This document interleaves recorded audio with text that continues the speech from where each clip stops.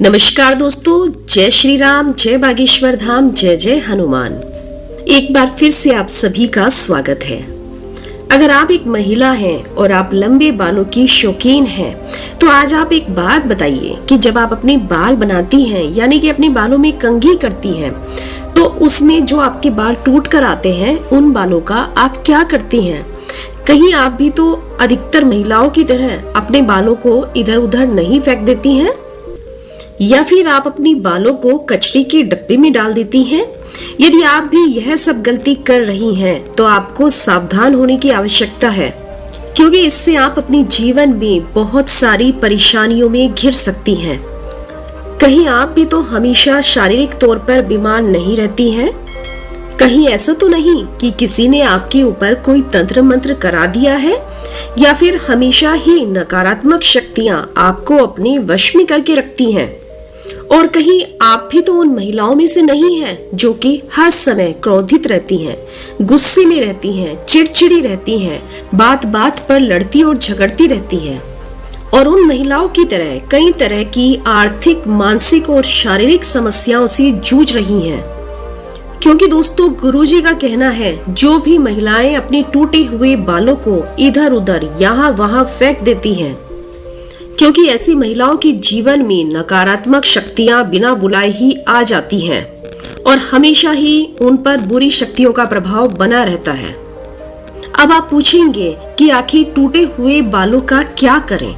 अब इन बालों को किस प्रकार से हम फेंकें, और इन बालों को यदि हम फेंकते हैं तो किस प्रकार से हम आर्थिक, मानसिक और शारीरिक समस्याओं से घिर सकते हैं?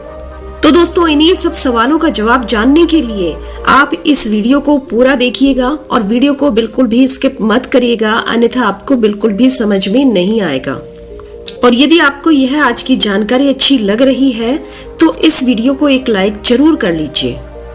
दोस्तों, जब भी महिला के साजो श्रृंगार की बात होती है तो हिंदुओं की एक पुस्तक है सामुद्रिक शास्त्र, उसमें इससे वर्णित काफी कुछ बताया जाता है। इस पुस्तक में महिलाओं के साजो श्रृंगार से लेकर उनके चाल चलन तक, यानी कि उनकी प्रत्येक गतिविधि के बारे में सभी कुछ वर्णित किया गया है। समुद्र शास्त्र के अनुसार महिलाओं को माता लक्ष्मी का प्रतीक माना जाता है, और महिलाओं के केश न केवल उनकी सुंदरता में चार चांद लगा देते हैं, बल्कि माता लक्ष्मी का भी प्रतीक माने जाते हैं। जिन महिलाओं के केश लंबे होते हैं, उन महिलाओं पर माता लक्ष्मी की विशेष कृपा बनी रहती है, और इस प्रकार की महिलाएं जीवन के हर क्षेत्र में तरक्की करती हैं। लेकिन गुरुजी के अनुसार अधिकतर महिलाएं अपने बालों के संबंध में कुछ ऐसी गलतियां कर देती हैं जिनका खामियाजा उनको पूरी उम्र भुगतना पड़ता है। यानी कि अपनी उन गलतियों के कारण इन महिलाओं को पूरी उम्र दुखी रहना पड़ता है, पूरी उम्र कष्ट सहना पड़ता है।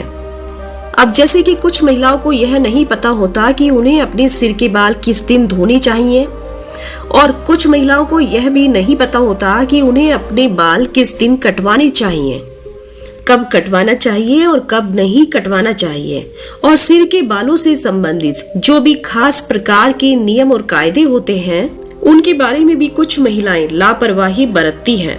तो दोस्तों, हिंदू धर्म के अनुसार हफ्ते के 7 दिनों में से कुछ विशेष दिनों में यदि महिलाएं अपने बाल धोती हैं या फिर कटवाती हैं, तो यह उनके और उनके परिवार के लिए बिल्कुल भी उचित नहीं होता है। दोस्तों, आपने अक्सर लोगों को कहते हुए सुना होगा कि महिलाओं को मंगलवार, गुरुवार और शनिवार को बाल ना तो धोने चाहिए और ना ही कटवाने चाहिए। इसके अलावा कुछ लोग तो महिलाओं को सोमवार के दिन भी बाल धोने के लिए मना करते हैं, और इसी प्रकार महीने में भी कुछ ऐसे खास दिन बताए जाते हैं, जैसे कि अमावस्या, पूर्णिमा और एकादशी। इन दिनों में महिलाओं को बाल धोना और कटवाना वर्जित होता है, क्योंकि ज्योतिष के अनुसार इन दिनों में चंद्रमा ऊंची या फिर नीची स्थिति में होता है, जिस वजह से यह हमारे मन और मस्तिष्क को प्रभावित कर सकता है, और न केवल उनके स्वास्थ्य पर बल्कि उनके व्यवहार पर भी अपना असर दिखाता है। गुरुजी के अनुसार सोमवार के दिन सुहागिन महिलाओं को अपने बाल धोने और कटवाने से बचना चाहिए, क्योंकि इससे उनके पति की तरक्की में रुकावट आती है।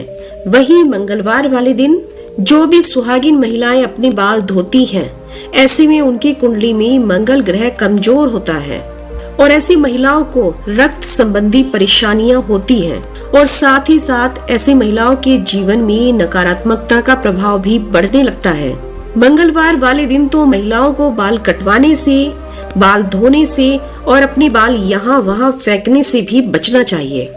इसी प्रकार जिन महिलाओं के छोटे या बड़े भाई बहन हैं, उन महिलाओं को बुधवार के दिन भी बाल धोने से बचना चाहिए, क्योंकि बुध ग्रह आपके भाई बहन से संबंधित होता है और ऐसे में जो महिलाएं बुधवार के दिन अपने बाल धोती हैं, ऐसी महिलाओं के भाई बहन के जीवन में कई परेशानियां एक साथ आ जाती है।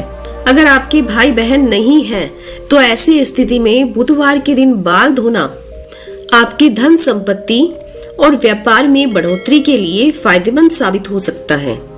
वहीं गुरुवार वाले दिन भी महिलाओं का बाल धोना और बाल कटवाना बहुत ही अशुभ माना जाता है और ऐसा भी माना जाता है कि यदि महिला गुरुवार के दिन अपने बाल धोती है, तो ऐसे में न केवल दरिद्रता ऐसे घर में अपने पैर पसार लेती है, बल्कि ऐसे घरों में हमेशा आर्थिक तंगी बनी रहती है। ऐसे घरों में धन की हानि होने लगती है और आपका गुरु ग्रह, जो कि आपकी अमीरी के लिए, आपके धन के लिए जाना जाता है, वह भी कमजोर हो जाता है, जिसकी वजह से आप भले ही राजा क्यों ना हो, आपको रंक बनते हुए बिल्कुल भी देर नहीं लगती है। इसी के साथ शुक्रवार का दिन महिलाओं के बाल धोने और कटवाने के लिए विशेष शुभदायक माना जाता है। यह माता लक्ष्मी का दिन है।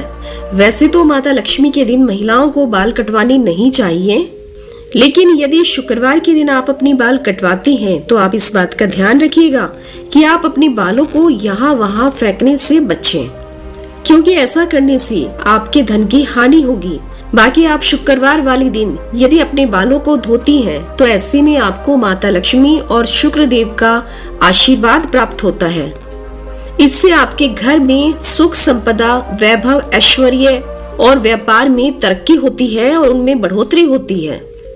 इसी के साथ शनिवार और रविवार वाले दिन भी महिलाओं को अपने बाल धोने से बचना चाहिए, क्योंकि आपकी कुंडली में शनि राहु केतु को कमजोर बनाता है, जिससे कि आपके जीवन में शारीरिक, मानसिक और आर्थिक कई तरह की परेशानियां आ सकती हैं। इसके अलावा कई और दिन होते हैं, जैसे कि अमावस्या, एकादशी और पूर्णिमा। इन दिनों पर भी महिलाओं को अपने बाल धोने से बचना चाहिए, क्योंकि यह दिन भी आपके बाल धोने के लिए बिल्कुल भी शुभ नहीं माने जाते हैं। अब अगर महिलाओं के बाल कटवाने की बात की जाए, तो ऐसे में समुद्र शास्त्र कहता है कि महिलाओं को अपने बाल कटवाने ही नहीं चाहिए, क्योंकि आपके बाल माता लक्ष्मी से संबंधित होते हैं और आपके बाल जितने लंबे और घने होंगे, उतनी ही आपके धन में वृद्धि होगी। लेकिन फिर भी यदि आप अपने बाल कटवाती हैं, तो आप इस बात का ध्यान रखें कि आप अपने बालों को इधर उधर यहाँ वहाँ ना फेंकें। किसी के पैरों में अपने बालों को ना आने दें और ना ही उन्हें ऐसे ही खुले में छोड़ें। इसी के साथ महिलाएं जब अपनी दैनिक जीवन में रोजाना अपने बालों में कंघी करती हैं, तो भी महिलाओं के कई सारे बाल टूट जाते हैं और महिलाएं अपने बालों को ऐसे ही कचरे में फेंक देती हैं या फिर यूं ही सड़क पर फेंक देती हैं। इसलिए महिलाओं को यह जानना अति आवश्यक है कि आपके बालों के ऊपर तंत्र शास्त्र किया जाता है और जो भी महिलाएं अपने बालों को यहाँ वहाँ फेंक देती हैं, तो वो हमेशा इस बात का ध्यान रखें कि यदि किसी कारणवश आपके बाल किसी तांत्रिक के या फिर नकारात्मक शक्तियों के हाथ लग जाते हैं, तो ऐसे में आपके बालों का गलत प्रयोग किया जा सकता है। बालों के जरिए कोई भी ऊपरी शक्ति या किसी भी प्रकार की अला बला आपके ऊपर हावी हो सकती है। इसी प्रकार कई तांत्रिक लोग महिलाओं के बालों का गलत प्रयोग करके महिलाओं के ऊपर वशीकरण भी कर लेते हैं। साथ ही साथ तांत्रिक लोग अपने तंत्र शास्त्र में अपनी सिद्धियों का प्रयोग करने के लिए भी महिलाओं के बालों का इस्तेमाल करते हैं। तो दोस्तों, इसीलिए गुरुजी का कहना है कि यदि आप अपने बाल बनाते हैं और बनाते समय आपके बाल टूट जाते हैं, झड़ जाते हैं, या फिर आप अपने बालों को कटवाते हैं तो ऐसे में महिलाओं को यह कोशिश करनी चाहिए कि आप अपने बालों को इकट्ठा करके कहीं पर भी मिट्टी में दबा दें। यदि आप ऐसा नहीं कर सकती हैं, तो जब भी आप अपने बालों को कचरे में फेंकें या फिर इधर उधर फेंकें, तो फेंकने से पहले आप अपने बालों को इकट्ठा करके उन पर थूक दें, क्योंकि ऐसा करने से कोई भी तांत्रिक शक्ति या फिर किसी भी प्रकार की बुरी शक्ति आपके बालों का गलत इस्तेमाल नहीं कर सकती है। तो दोस्तों, आशा करते हैं कि आज की ये प्रस्तुति आपको जरूर पसंद आई होगी और आप इन उपायों को अपने जीवन में जरूर आजमाएंगे। आप अपने बालों को यहाँ वहाँ फेंकने से जरूर बचेंगे और गुरुजी का बताया हुआ उपाय अपनाकर अपने जीवन में तरक्की करेंगे। तो दोस्तों, गुरुजी के बताए हुए इस ज्ञान को अपने तक ही सीमित ना रखें। इस ज्ञान को अपने दोस्तों और अपने रिश्तेदारों के साथ भी जरूर शेयर करें, ताकि वो भी इसका लाभ उठा सकें। अब आप सब हमारे साथ एक बार भगवान श्री राम के नाम का जयकारा लगा दीजिए। जय श्री राम। कमेंट बॉक्स में जय श्री राम, जय बागेश्वर धाम लिखना बिल्कुल भी ना भूलें। आपसे पुनः भेंट होगी इसी प्रकार की जानकारी के साथ। जय श्री राम।